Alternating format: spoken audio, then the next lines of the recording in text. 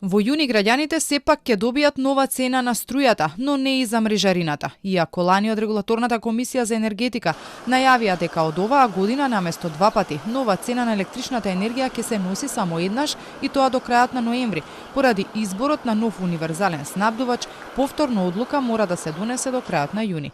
Но од Регулаторна за Телма соопштија дека тоа нема да важи и за мрежарината.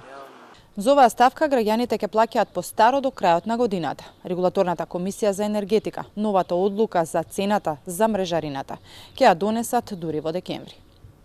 Инаку пред извесен период, владата одлучи Евана Хоум и во следните 5 години да продолжи да ги снабдува домаќинствата со струја. Намалена и профитната маржа и изнесува 9,9% или 1,6% пониско од сегашната. Сепак останува да се види дали и колку овој параметар ќе влијае на намалувањето на цената на струјата за граѓаните.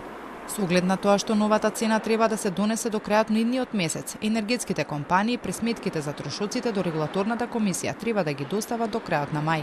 Но за тоа колку ќе биде крајната цена, како и досега, најмногу зависи од тоа по која цена ЕСМ ќе ја продава својата струја на Евана Хоум. Според новите правила кои се воведоа при крајот на минатата година, пресметките за новата цена на електричната енергија ги прави Евана Хоум, но пред да биде објавена треба да помине на контрола во РКЕ. Од оваа година домаќинствата плаќаат и по 200 денари за пристап до мрежа.